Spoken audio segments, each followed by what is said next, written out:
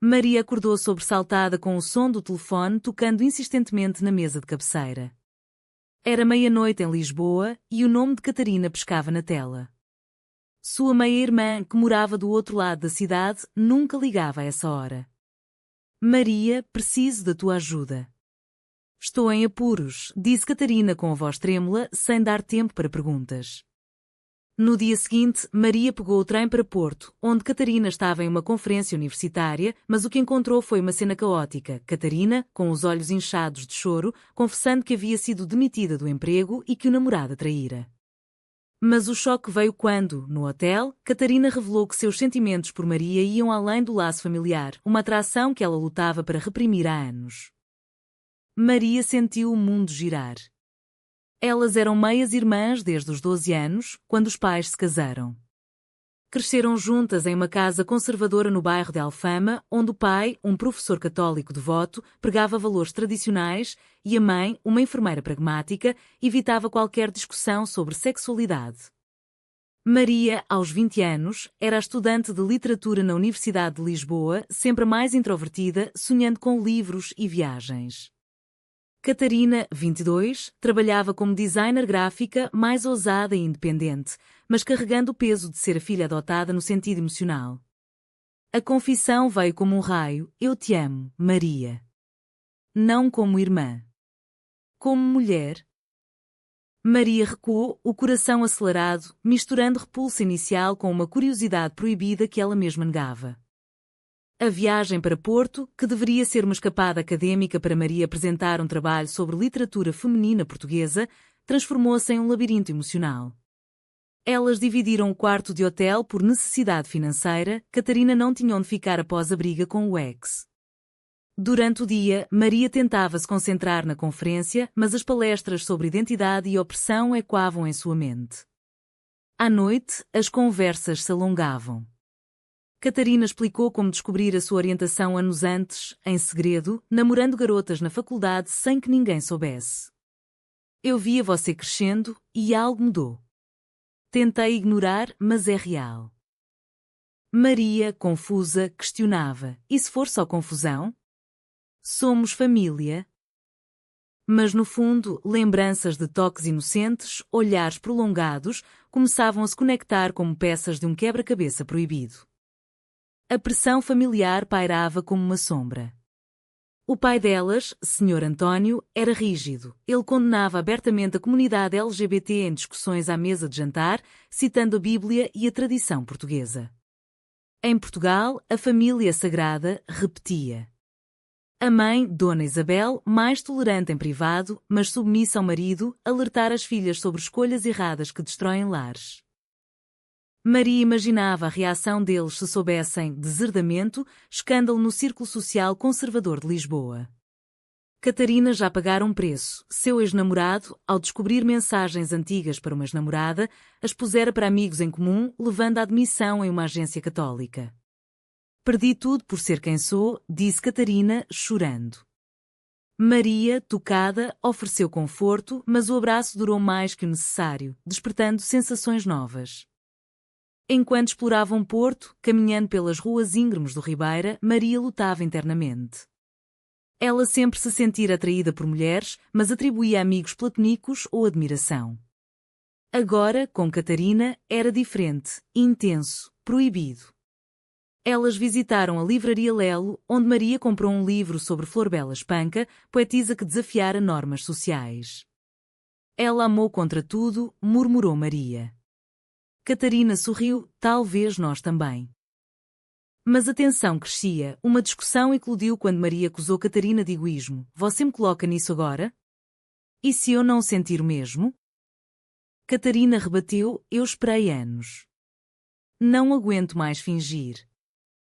A noite terminou em silêncio, mas Maria não conseguiu dormir, questionando sua identidade. De volta ao trem para Lisboa, Maria decidiu confrontar seus sentimentos. Vamos devagar, disse ela, pegando a mão de Catarina discretamente. Era o início de uma jornada perigosa, cheia de segredos. Em casa, fingiram normalidade, mas os olhares trocados à mesa revelavam a mudança. O pai notou algo estranho, mas atribuiu ao estresse da viagem. Maria, no entanto, sentia o peso da escolha: abraçar o amor ou preservar a família.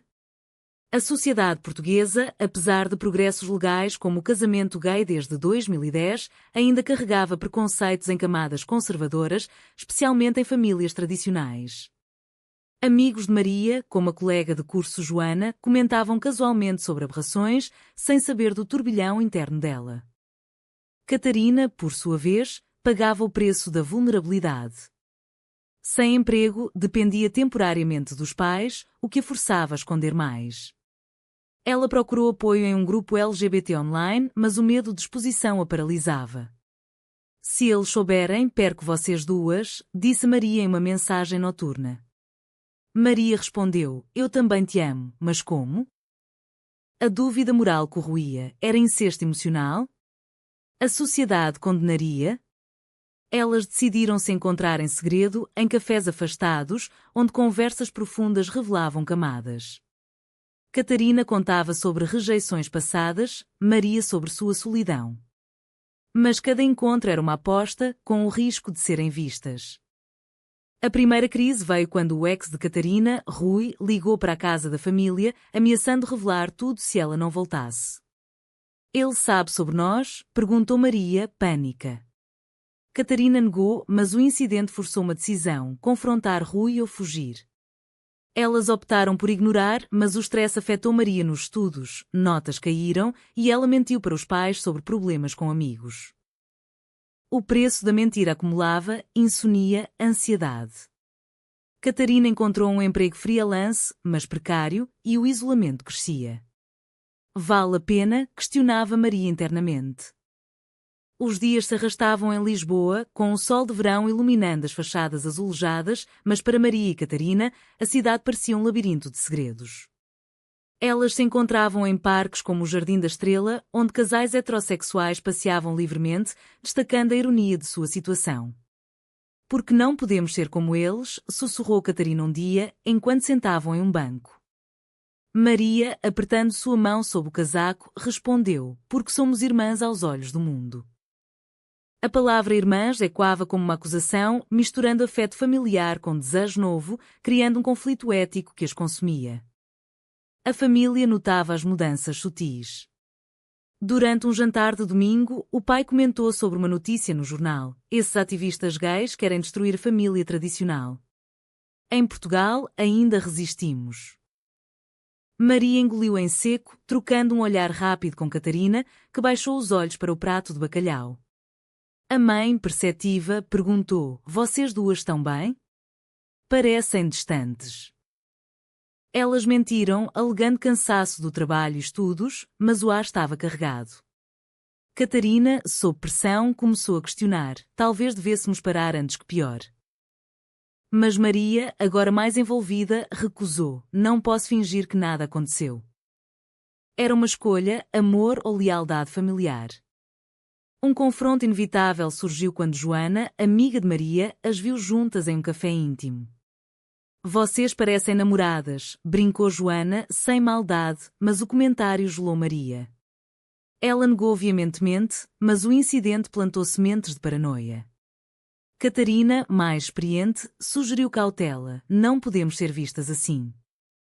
Mas o desejo crescia, toques roubados em casa, quando os pais saíam, intensificavam a conexão. Catarina compartilhava histórias de sua juventude, como o primeiro beijo com uma garota na escola, escondido nos vestiários. Eu me sentia viva, mas culpada. Maria ouvia, fascinada, reconhecendo ecos em si mesma. A sociedade portuguesa, com sua mistura de progresso e tradição, amplificava o drama. Em Lisboa, orgulhos gays aconteciam anualmente, mas em bairros conservadores como o delas, olhares julgadores eram comuns. Catarina perdeu uma oportunidade de emprego quando uma referência mencionou a sua vida pessoal instável. É discriminação velada, desabafou ela. Maria, solidária, pesquisou sobre direitos LGBT, lendo sobre casos de rejeição familiar. Muitos perdem tudo, pensou, temendo o futuro. Sua decisão de prosseguir veio em uma noite chuvosa. Eu escolho você, disse a Catarina, em um abraço que selava o compromisso, mas também o risco. A traição veio de onde menos esperavam. Rui, o ex de Catarina, não desistiu. Ele enviou uma carta anônima para os pais, insinuando relações inapropriadas na família. O pai, furioso, confrontou Catarina. O que é isso? Algum escândalo? Ela negou, culpando Rui por vingança, mas a semente da dúvida foi plantada. Maria, ouvindo escondida, sentiu o pânico. Se ele souber a verdade, acaba tudo. Elas decidiram se distanciar temporariamente, mas a separação doeu como uma ferida aberta. Catarina mudou-se para um apartamento pequeno em Belém, alegando independência, mas na verdade para evitar olhares em casa. Maria lutava com a culpa moral. Em confissões internas, questionava: é certo amar alguém da família assim? A igreja próxima, onde ia ocasionalmente, pregava contra pecados contra a natureza. Ela parou de frequentar, mas o conflito persistia. Amigos notavam sua distração, um professor alertou sobre o desempenho acadêmico. Você parece carregando o mundo nas costas. De fato, carregava o peso da escolha errada, segundo a sociedade. Catarina, por outro lado, encontrava força em um grupo de apoio LGBT em Lisboa, onde ouvia histórias semelhantes. Muitas famílias se quebram, mas algumas se reconstroem, contou a Maria. Uma reviravolta ocorreu quando Maria descobriu que a mãe suspeitava. Dona Isabel a confrontou em particular. Há algo entre você e Catarina? Seja honesta. Maria, chocada, mentiu novamente, mas a mãe insistiu. Eu vi como vocês se olham. Se for verdade, seu pai nunca perdoará. Era uma advertência, mas também uma abertura sutil. Isabel revelara que uma tia distante era lésbica, escondida por décadas. Ela sofreu muito. Maria chorou, dividida entre alívio e medo. A decisão de contar à mãe veio impulsivamente. Sim, mamãe. Eu a amo. Isabel ficou em silêncio, processando, e prometeu pensar. O preço da honestidade foi imediato. Isabel, leal ao marido, debateu internamente, mas optou por silêncio temporário. No entanto, o estresse afetou sua saúde, uma visita ao médico revelou hipertensão. Maria se culpava, minha escolha está machucando. Catarina, ao saber, quis recuar, não vale destruir a família. Mas Maria insistiu, o amor não destrói, o preconceito sim. Elas se reconectaram planejando um futuro, talvez mudando para o Porto, mais liberal. Mas o plano era frágil, cheio de incertezas. A tensão escalava em Lisboa, com o outono trazendo ventos frios que pareciam ecoar o turbilhão interno de Maria e Catarina. Elas se viam em segredo, em passeios pelo Tejo, onde o rio refletia suas almas agitadas. Precisamos decidir, contar tudo ou fugir? Perguntou Catarina um dia, enquanto observavam os barcos. Maria, hesitante, respondeu: contar pode nos libertar, mas o preço. O dilema moral as consumia: priorizar o amor ou a unidade familiar? A sociedade portuguesa, com leis progressistas mas raízes católicas profundas, julgaria duramente uma relação entre meias-irmãs. O confronto com o pai veio inesperadamente. Senhor António encontrou mensagens no telefone de Catarina, esquecida em casa durante uma visita. O que significa isso? Vocês duas. Juntas, berrou ele, o rosto vermelho de raiva. A família se reuniu na sala, com Isabel tentando acalmar. Catarina, corajosa, admitiu: sim, pai. Nós nos amamos. O silêncio que seguiu foi ensurdecedor. António explodiu: isso é abominação. Vocês não são irmãs de sangue, mas de criação. Destruíram nossa família. Ele ordenou que Catarina saísse de casa e Maria, defendendo-a, foi repreendida. Você escolheu o erro. O preço da revelação foi devastador. António cortou contato com Catarina, proibindo visitas. Maria, ainda morando em casa, enfrentava olhares frios e silêncios pesados. Como pôde fazer isso conosco? Perguntou ele repetidamente. Isabel, dividida, mediava em segredo, encontrando Catarina para levar comida e conselhos. Seu pai precisa de tempo. Ele ama vocês, mas a tradição o cega. Maria sofria com a culpa, suas notas despencaram e ela trancou o semestre na universidade. Amigos, ao saberem por fofocas, se afastaram. Joana, chocada, disse: "Isso é estranho, Maria. Família é sagrada." Catarina, sozinha no apartamento, lutava com depressão. O emprego freelance mal pagava as contas e o isolamento levava a questionar: valeu a pena? Ela procurou terapia em uma clínica LGBT, onde aprendeu sobre aceitação interna. Muitas passam por isso, disse a terapeuta. Mas as noites eram longas, cheias de arrependimento por ter confessado na viagem. Maria a visitava escondida, trazendo conforto, mas cada encontro era arriscado, vizinhos conservadores poderiam espalhar rumores. Uma traição interna surgiu quando Maria, pressionada, considerou terminar. Talvez seja melhor para todos, pensou, imaginando uma vida normal. Ela confidenciou a Isabel, que aconselhou: pense no que te faz feliz, mas lembre do custo. Catarina, sentindo a distância, confrontou: você está desistindo? A discussão escalou em lágrimas: eu te amo, mas o sofrimento é demais. Elas se separaram temporariamente, cada uma lidando com a dor. Maria voltou aos estudos, fingindo normalidade, mas o vazio persistia. A sociedade amplificava o drama. Notícias sobre discriminação LGBT em Portugal, como agressões em bares ou rejeições familiares, ecoavam em suas mentes. Catarina juntou-se a um ativismo discreto, participando de reuniões online, encontrando solidariedade. Somos muitas, disse uma companheira. Isso a fortaleceu, levando-a a uma decisão: lutar pelo amor. Ela escreveu uma carta ao pai: não escolhi isso, mas é quem sou. Perdoe-nos. António a ignorou, mas Isabel leu em segredo, chorando. Maria, em uma jornada de autodescoberta, leu livros sobre identidade queer portuguesa, como obras de autores contemporâneos. O amor não tem fronteiras, refletia. Uma viagem solo a Sintra, com seus palácios românticos, a fez pensar em Catarina. Eu a escolho, apesar de tudo.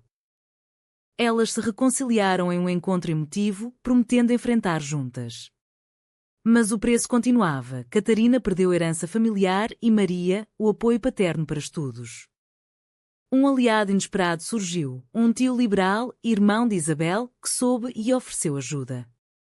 Em Portugal moderno, o amor vence, disse ele, convidando-as para jantar. Era um vislumbre de esperança, mas o pai permanecia irredutível. A tensão culminava em uma festa familiar onde António confrontou publicamente: vocês envergonham nossa linhagem. Maria rebateu: o amor não envergonha, o ódio sim. O evento terminou em caos, com parentes divididos. O inverno chegava a Lisboa, cobrindo as ruas com neblina que espelhava a confusão de Maria e Catarina. Elas moravam juntas agora, no apartamento de Catarina, uma escolha que selava sua união mas isolava da família. Somos nós contra o mundo, disse Catarina, mas o tom era amargo. O pai, Sr. António, mantinha o silêncio, bloqueando chamadas. Isabel visitava esporadicamente, trazendo notícias. Ele está sofrendo, mas orgulhoso demais para admitir. Maria questionava: e nós? Não sofremos também? A pressão social se intensificava. No trabalho de Catarina, colegas sussurravam sobre a lésbica com a irmã. Ela pediu demissão, encontrando outro emprego em uma agência mais inclusiva, mas o salário menor forçava economias. Maria, retomando a universidade, enfrentava olhares curiosos de colegas. É verdade o que dizem? Perguntou um. Ela negava, mas a mentira corroía. Elas participavam de eventos LGBT, como a Marcha do Orgulho em Lisboa, onde se sentiam livres momentaneamente, de mãos dadas entre multidões coloridas. Aqui somos normais, murmurava Maria. Mas o conflito interno persistia. Catarina sonhava com casamentos passados, questionando se o amor por Maria era certo. Somos meias irmãs, a sociedade vê como tabu.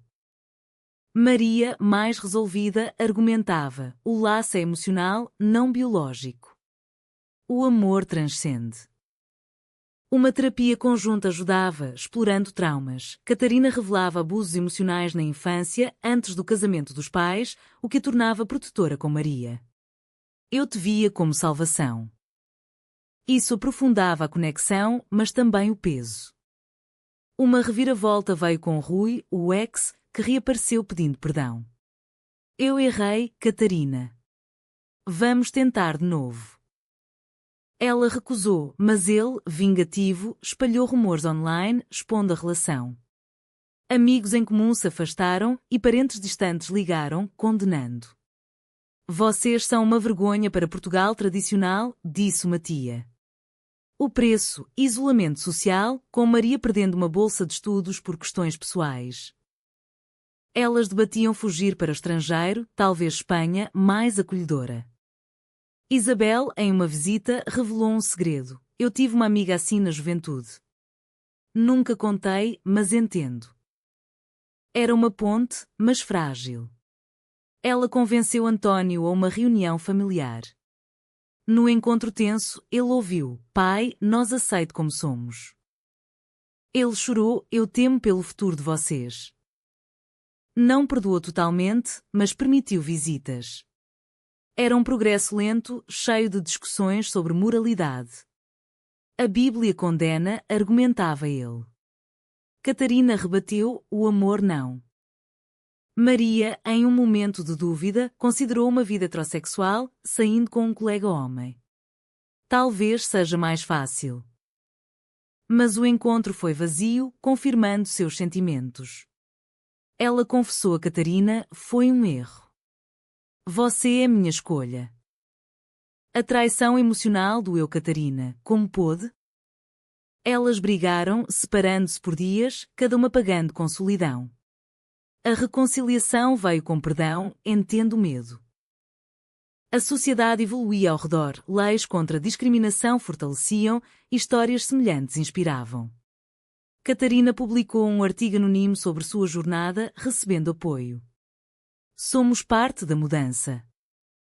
Mas o custo acumulava, saúde mental abalada, finanças apertadas. Elas sonhavam com casamento, mas o tabu familiar impedia.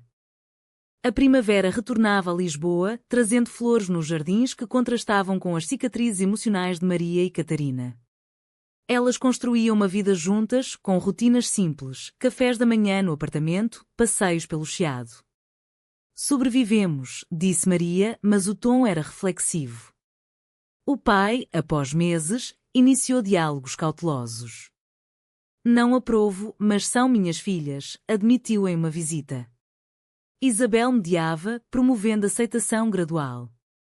O tempo cura. Mas feridas persistiam. Catarina lidava com depressão recorrente, buscando terapia. O preço do amor foi alto, confidenciava. Maria, formada agora, trabalhava em uma editora, usando sua história para inspirar escritos sobre identidade. Elas enfrentavam preconceitos diários, olhares em público, comentários online. Portugal progride, mas devagar, observava Catarina. Um clímax final veio em uma reunião familiar ampliada. Parentes debatiam, alguns apoiavam, outros condenavam. António, tocado por uma carta de Maria sobre sofrimento, cedeu: eu errei em julgar. Não era aprovação plena, mas reconciliação. Elas choraram, abraçando. O preço pago, anos de dor, perdas, levava a THCTNH. Amor requer sacrifícios, mas liberta. No entanto, questões permaneciam. Elas casaram em uma cerimônia discreta, celebrando vitória sobre tabus. A sociedade as via como exemplo, mas internamente refletiam: foi certo desafiar tudo? A jornada as transformou, ensinando resiliência. Será que o amor entre meias-irmãs, mesmo sem laços de sangue, justifica quebrar tradições familiares e sociais?